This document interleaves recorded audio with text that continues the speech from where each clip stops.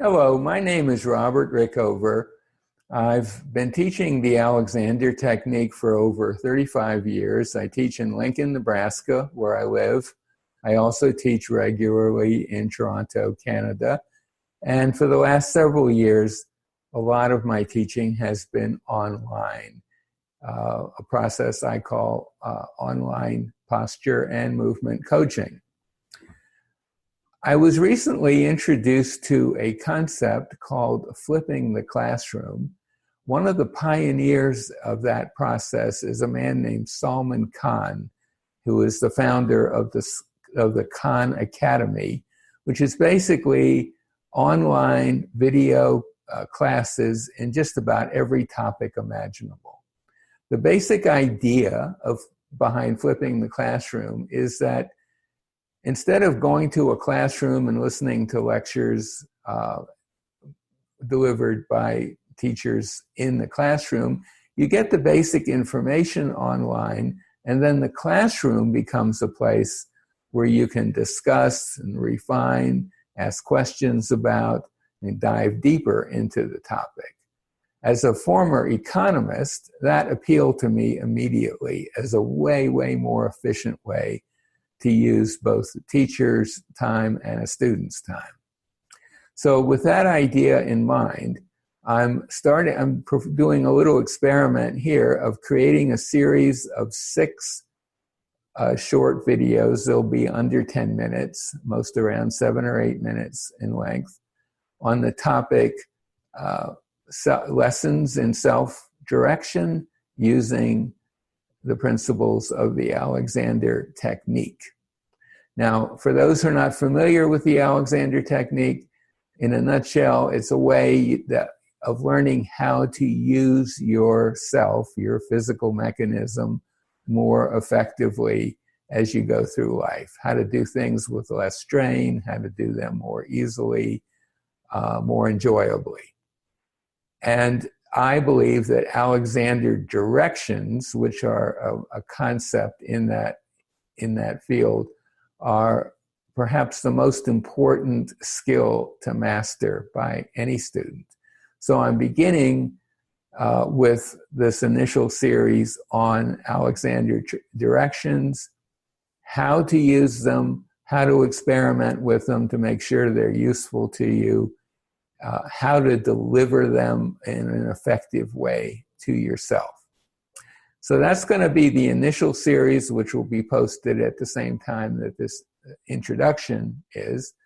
If this experiment's successful, I plan to do another series on body mapping, which is a bit of a subset of the Alexander Technique, basically learning on yourself where certain key joints and internal relationships are in your own body so that you can use it more efficiently.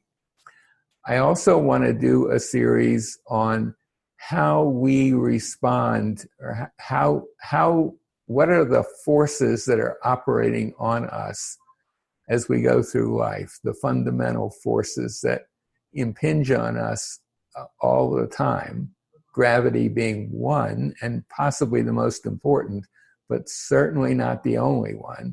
So how we can use our structure, which you'll learn a bit about in body mapping, we can use our structure to make, and our understanding of those forces to go about life on our planet as easily and efficiently as possible.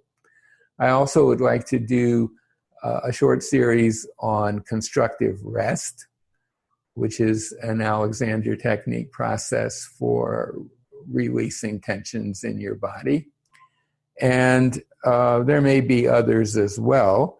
I'm hoping that these lessons will be helpful for pretty much anyone who's interested, people who know nothing of the Alexander Technique, people who are currently students of the technique, teachers of the technique, people who are training to be teachers of the technique. And because it's an experiment, I very much want to get feedback. and questions. And there will be a link. These videos will all be on YouTube, and there'll be a link to a page where you can get in touch with me. And if there are enough questions on any particular topic, I'll simply add additional videos to cover them. I think that's pretty much all that I want to say right now, except that in terms of the reason why I want to do this, first of all, I think it's a more efficient way of getting Alexander ideas out there. Also, a personal preference of mine is to work with students who are self-motivated, who are working on their own. I would way prefer to have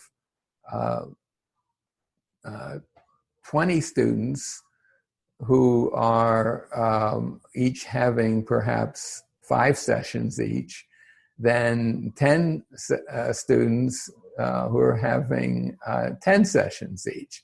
It'd be much more enjoyable to spend less lesson time with students and have them do much more of the work on their own. And the other reason why I'm interested in doing this is I want to help raise the profile of the Alexander technique.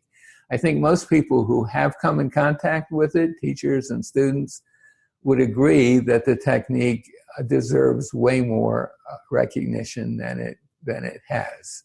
So hopefully these videos will help with that. That said, this is the end of the introduction, and the next video in the series will be session 1, and that will come soon.